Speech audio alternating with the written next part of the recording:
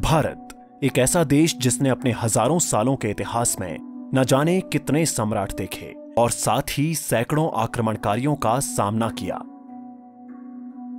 आज हम भारत के ऐसे सम्राटों के बारे में जानेंगे जो महान राजा होने के साथ साथ महान योद्धा भी थे।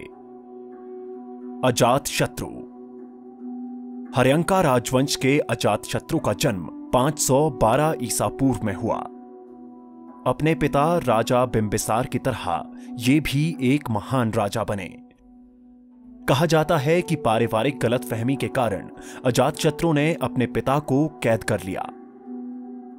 अजातशत्रु ने मगध साम्राज्य का विस्तार किया और लगभग 36 राज्यों को हराया।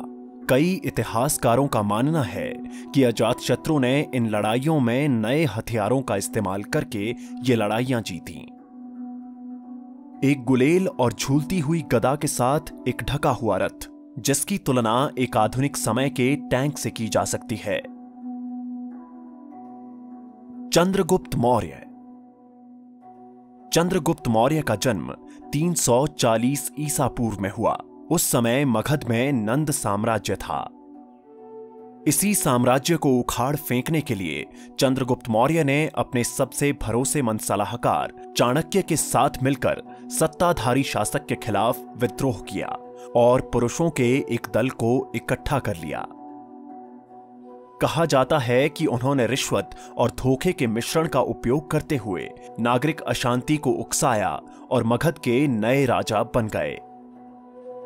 इसके बाद उन्होंने सिकंदर द्वारा छोड़े गए मैसोटेनियन राजाओं को हराकर एक शक्तिशाली साम्राज्य बनाया।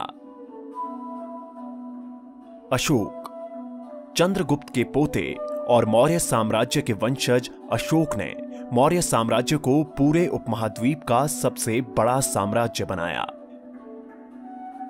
इतिहासकार मानते हैं कि अशोक पहले एक क्रूर और आक्रामक राजा रहे, लेकिन कलिंग युद्ध के बाद वो बदल गए।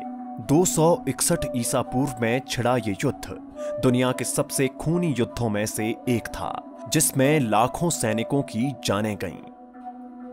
कुछ इतिहासकार ये तक कहते हैं कि इस युद्ध ने दया नदी तक को लाल कर दिया। समुद्रगुप्त।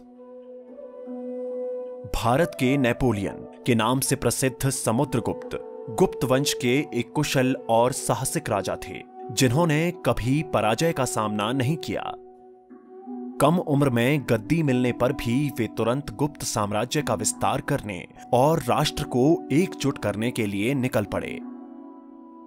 विरोधी राजाओं को नष्ट करते हुए उनमें से उन्होंने हर एक को हराया और अपनी मृत्यु के समय तक समुद्रगुप्त ने 20 से अधिक राज्यों पर कब्जा कर लिया। इतिहासकार इस दौर को भारत के स्वर्ण युग के रूप में भी मानते हैं। पुलकेशी द्वितीय।